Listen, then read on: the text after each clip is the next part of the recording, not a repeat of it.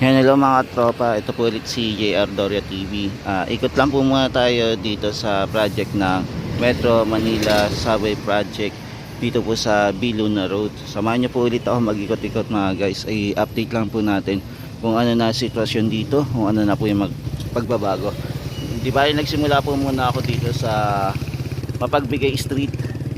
Ngayon po ay January 1, 2026. So unang pagsabak po natin naman sa pagbablog ngayong taon 2026 po. Kaya samahan niyo po ulit si JR Doria TV. Update po ulit tayo sa mga infrastructure project dito sa Metro Manila.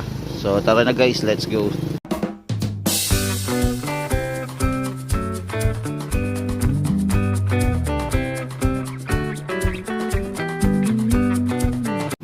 Yan, dito po meron pa rin po tayong makikita na ongoing improvement dito pa. Ang in charge po dito ay AC Morales Construction Inc. Di bali gumagawa po sila ng pipeline po. Ayun po yung ginagawa nila. May mga inaayos-ayos sila dito para sa gagawin na Metro Manila Subway Project. Ngayon po ay holiday po, January 1, wala pong pasok, kaya mapapansin nyo po konti lang po ang mga biyahe ngayon. Yan, maglakad-lakad po muna tayo dito sa mga project dito.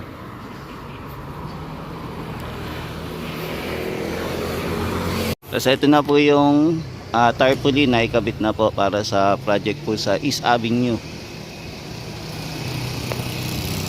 Yan, maging dito din po may mga dinedevelop po sila dito. May mga inaayos.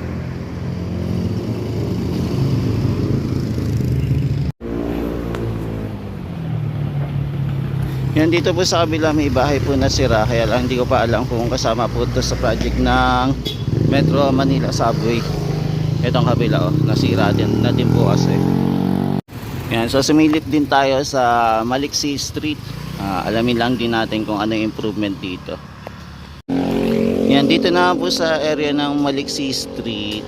Yan, yung pagkapunta natin dito, wala pa naman pong pagbabago na yung mga bahay po ay na-demolish. Baka po siguro sa magsimula po sila baka January 5 na po sa panibagong demolition po ulit na gagawin po dito para po matuloy na po yung project sa Metro Manila Subway East Ave po. Yan, dito na po yung yan yung mga ginagawa dito. Yan, silipin lang po natin para makita natin kung gaano kalaki po yung gagawin dito na Metro Manila Subway. Yan, di bali ito po yung paligid na gagawin po na Metro Manila Subway Project po. Yan, nakikita nyo po yung net para hindi lang po tumalsik yung mga debris kung sakaling magsisimula na naman po silang demolish ng mga bahay. Yan, hanggang dito po yung kanilang i-demolish po.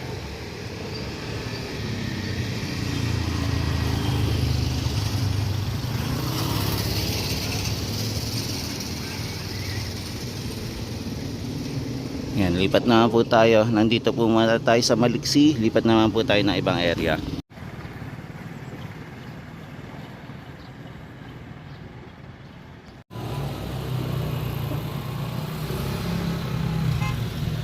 Yan, sumilip na po tayo sa Mabilis naman, Mabilis Street.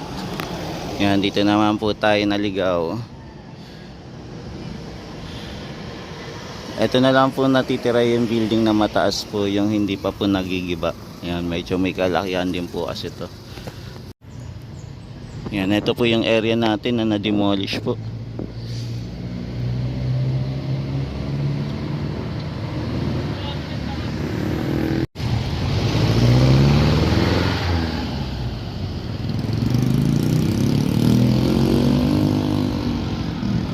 Ubus na po yung mga bahay dito na dati po nakatayo po dito. Magaganda pa naman yung mga bahay dito, pero kailangan po talaga kunin ng government para makagawa po sila ng Metro Manila Subway po.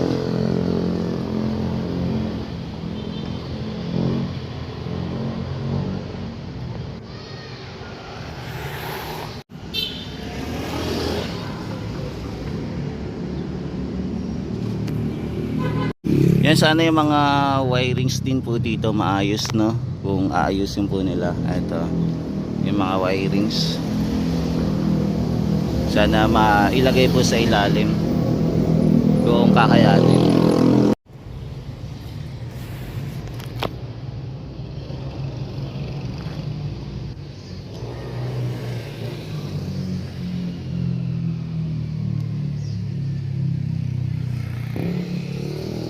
Yan, so ito na po yung mga bahay, no? Nung nagiba na po. Marami na din po sila nasira. Yan, di ba? Ito po yung project para sa Metro Manila Subway po. East Avenue Station. Yan, bali magiging history na lang po itong mga building na nandito.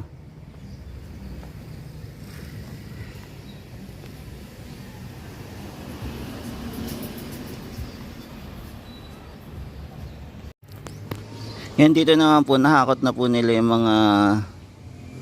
mga debris, no, o yung mga semento, yung mga pader na nawasak po. Tapos ang lumabas na po dito mga lupa na rin.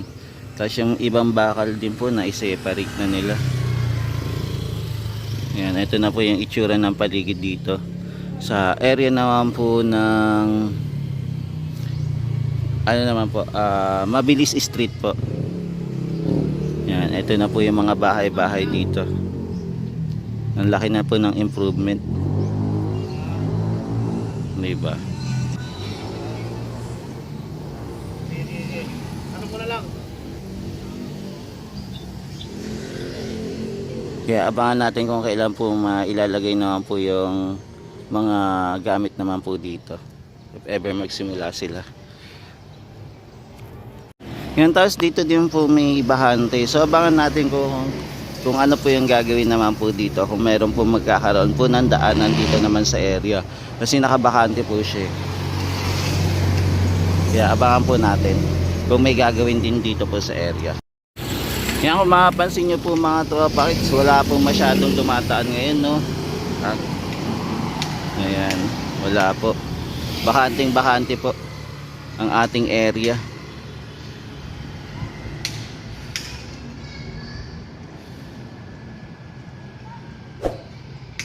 Yan. So nandito pa rin po tayo sa Biluna. Nag-update lang po pa rin ng Metro Manila Subway. Yan. So ito naman po yung mga bakal-bakal naman. Ayan. Yung mga gamit nila. Ayan, may backhook po.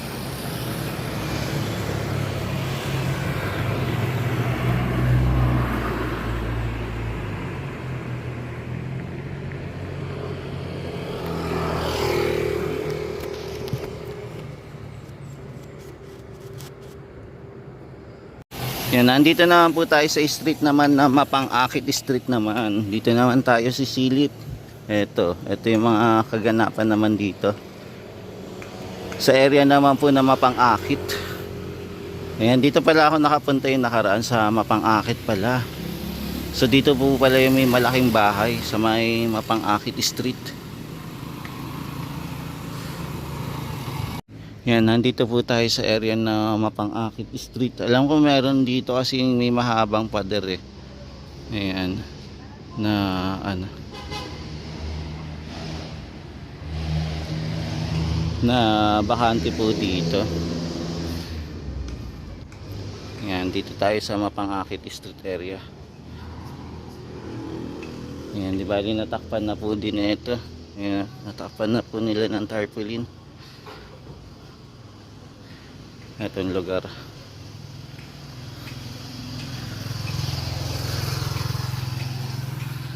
Yan, dito meron po dito dati, alam ko meron dito malaking bahay eh. Yan na po yung tsura. Ito, marami pa po mga bakal dito na hindi pa po nakokolekta. Malaki-laki din yan, no? Pag binakal mo yan, ang dami, pwede mo maibenta.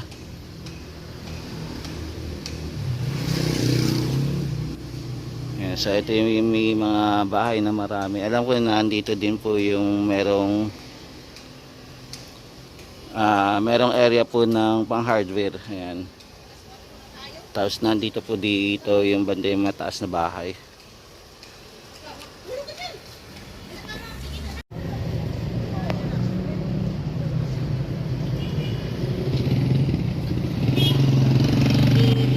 So ito po yung paligid na mga na-demolish po.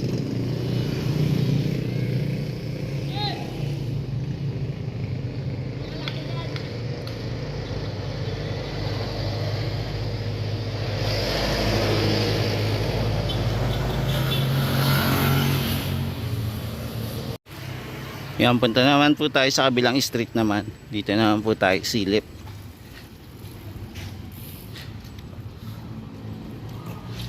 Yan, dito naman tayo sa area naman po ng Matatag Street. Dito naman tayo silip kung ano po yung pagbabago dito. Ayan, dito sa area napadera na po. Antayin natin yung equipment. Baka siguro yung equipment na ito baka darating po ngayong taon. Yan, dito naman po tayo sa Matatag Street naman. So ito po yung Matatag Street mga guys. Malaki na din po yung pagbabago dito sa Matatag Street.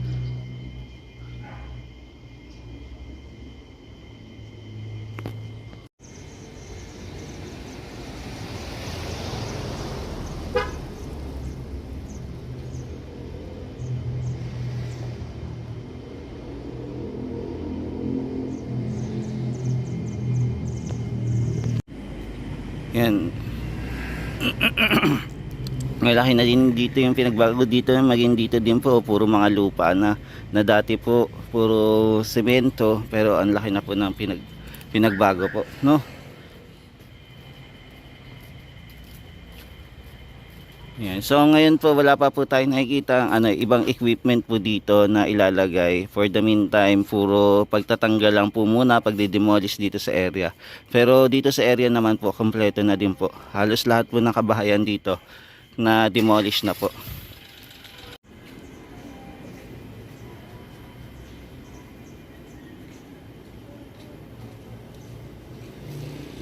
Yan, kaya wait na lang natin yung mga development po dito kung ano pa yung magabago. Yan, ito na po yung mga lupa na pinaghuhukay po, no. Ayan, laki na po ng pagbabago. Di ba? Galing. Kalain mo madedevelop na po ito para sa Metro Manila Subway Project, di ba? Ang laki po magbabago dito sa Pilipinas if ever masubukan natin yung Metro Manila Subway. Kaya sana po tuloy-tuloy lang po itong project hanggang sa dulo po, sa area po ng Sukat po. Ayan, aabot po. Saka aabot din po ata ng PITX.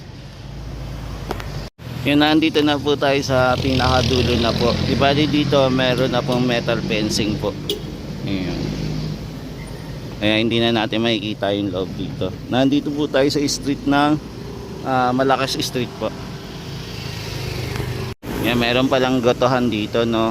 Goto go. Ayan. So pag na-develop tong MRT7, mukhang lalago etong business dito. Yan, so nandito na tayo sa pinakadulo po ng project dito sa Malakas Street naman po.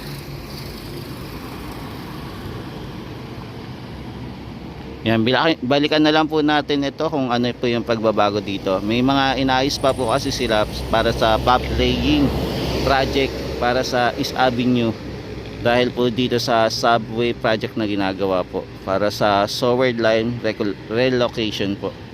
Ayan, so hanggang po February 24, 2026 po yun. Yan, maraming salamat po ulit. Maraming salamat po sa walang sawang pagsuporta kay JR Doria TV. Nag-update lang po muna tayo dito sa project po ng Metro Manila Subway Project dito po sa East Avenue Station po. Nandito po tayo muna sa Biluna Road po. Yan, thank you po. God bless po. Yan, mahalin po natin ang Pilipinas, mga tropa kids. Yan, sana itong mga wiring din pala, no, mabago po nila yung setting. Ayan, medyo maraming din po. Abangan na lang natin kung saan po nila to ilalagay. Yan, thank you po. God bless po ulit.